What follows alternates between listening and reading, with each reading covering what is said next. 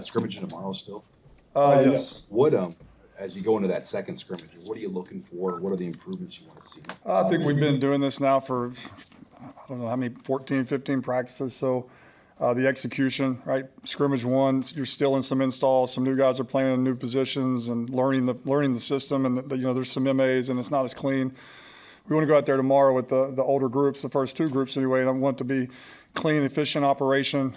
Great tempo, and just play clean football. Take care of the ball. Obviously, everyone knows about Fedoni and Nate in your room. How have you seen them grow, but also the guys around them and how they can complement them? Yeah, I love my room, not just because it's mine, but, you got Thomas, Nate, you got Luke, the three core guys that get a lot of the reps, and then Barrett is kind of the fullback type guy in our room.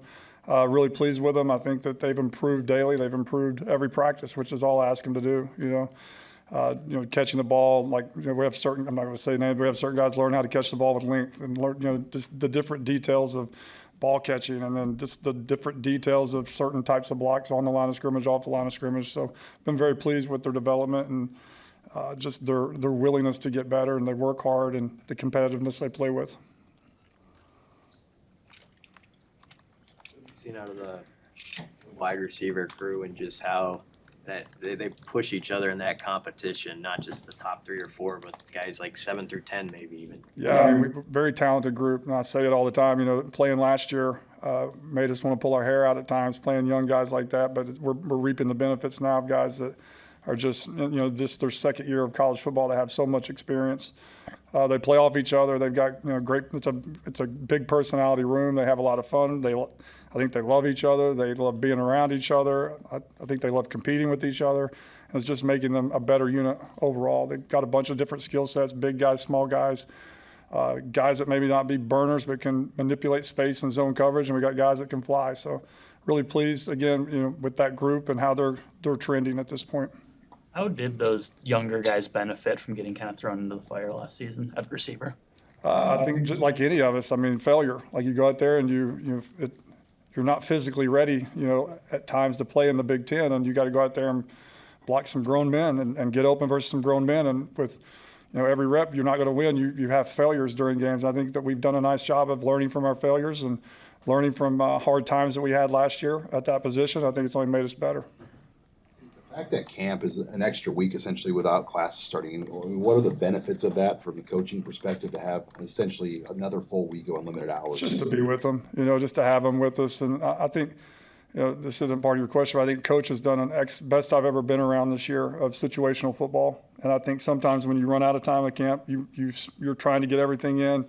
You may not be able to spend as much time on it, but we just left a 20-minute end of game situational, he would call out situations we'd have to execute it. And I think that we're going to benefit that players, but especially coaches. We don't know the situations. I think having them an extra week allows us to do things like that and not try to speed through and get, all the plays in and, just check boxes. We're able to just slow down and make sure that we get everything right and get to do these, these situational type things like we did today. What are challenging situations you're talking about? What you're talking situational football? 6 seconds before the half, 6 seconds, no timeout. Need a field goal. Just understanding at the quarterback position, the ball's got to come out, right? And it's got to go across the goal line. And you can't scramble. You can't miss the opportunity to kick a field goal. That's one of them we did today. And just the last throws, in the game throws, different scenarios. You have a timeout, you don't have a timeout. You're on the 18-yard line. You have, one timeout, 12 seconds. What are we going to go to in those? So when we get to those situations, we're going to be ready, to go. How would you characterize Dylan's, understanding, his overall understanding of that sort of thing? A high level, I think, a lot, and Danny and Heinrich. I think that Glenn's really, really, really good at that stuff. He's a lot smarter than I am, but he teaches those guys and just able to put them in scenarios in the meeting room, just to front load them with situations to make sure that they know how to react when they come up. But they did a really nice job today. Are those situational things like creating difficult moments, are they more necessary for a young quarterback than for I think if you had Peyton Manning, you'd want to do the same thing. And again, I think it's as much for us as coaches as it is the players. And Coach says it all the time. That's how we're going to win or lose a game. It's going to come down to the end. So we have to be ready for whatever pops up, and we can't be over there trying to think of, oh, geez, there's 12 seconds. We don't have any timeouts. Oh, hey, come here, quarterback. Go through the scenarios. Hey, you got to get this in the end zone. You can't check it down. We can't do all that in that moment. We have to, embedded that in our personality, in our brain, before it happens, so we can just naturally react to it. Do you have a sense of a certain kind of situation that you feel like you guys as an offense have gotten better on in the offseason, third and longs or something? I think 2 minute. I think we've really emphasized, we're going to be in a lot of close games this year. It's going to come down to winning 2 minute. And again, just the scenarios that Coach Rule keeps putting us in is going to make us really, going to help us improve in that situation. We've got to be lead at it by the end of the year. One of your big emphases this year has been not turning the ball over. How have you seen guys respond to that in practice? Not to jinx this, we're doing a lot better job. I mean, we talk about it every single day. There's not a meeting that goes by that's not, ball security is not emphasized. Like, we have to win the turnover margin. That's one of our pillars. We have to win the turnover margin. So I think we're committed to doing that, and we're focused. You got to be focused and dialed in as a ball carrier to do that. And I think that, hopefully we'll improve. Coach, how has Dante Dowdell come along, just as he's kind of come in that running back discussion? I had a really good week last, probably 7, 8, I don't know if it's a week because my days are run together, but last 7, 8 practices, he's running the ball really, really hard. He's hard to tackle. I don't think, if he gets past that box, DBs do not want to tackle him. I mean, he's getting downhill. He had 2 really good blitz pickups in the last 2 days, so he's improving where he can stay in there on third down. He doesn't have to come off the field because he's getting better and understanding pass protection, but just a very physical runner and gets downhill. I know it was tough when Teddy went down, but how have you seen that left tackle spot with Turner coming back from his spring injury and rehab, and also the younger guys there with Grant and Gunner? Yeah, it's an opportunity, and hate that Teddy's having to go through that. That stinks, but those young guys, we gave them a chance, and they're going out there and they're competing, and I think sometimes they even surprise themselves, of how well they can do and how they can hold up. So we're going to be dependent on a lot of people to rally around that position, make sure that we continue to grow as an O-line. You talk about Justin Evans and just the progress you've seen him make this fall camp. You don't know he's out there. He's like a good official, right? If you don't know they're out there, they're probably doing a really nice job. Like, you don't even notice when he's out there because he doesn't really have a lot of MAs. He doesn't really screw up a lot. He just kind of does his job at an adequate / high level.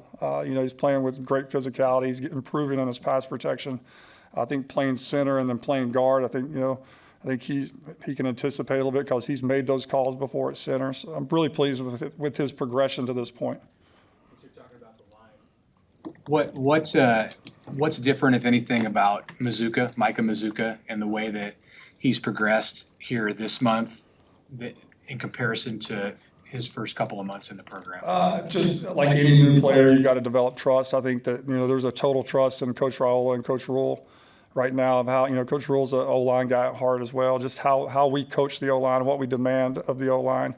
I think there's a trust there. I think that he's a really talented player. He's very physical. He's very strong. He can move people at the point of attack. Like, he's gotten better and better. But I think, just to answer your question, I think just trusting that he's in the right place, that he trusts the coaching. Now he can just kind of go out there and use his God-given ability and execute. I have a question about get down in the goal line area, not even the red zone, but down maybe inside the 10 or even the 5. What's your take on that back shoulder fade, and how much you as an offensive coordinator ever want to call that? I would love to do it all the time. I think we have huge receivers. We're either going to run by you or we can throw the back shoulder fade. I think we've got to be able to use our big receivers' body types as a secret, as a superpower, and I think that's something that they do really well, is be able to jump up and locate the ball. Have you found that there's been progress in the execution of that play? Because it can be a little tricky. Yeah, we've been throwing those since day one of spring, so feel really good where we are with that. All good. All right, thank you guys.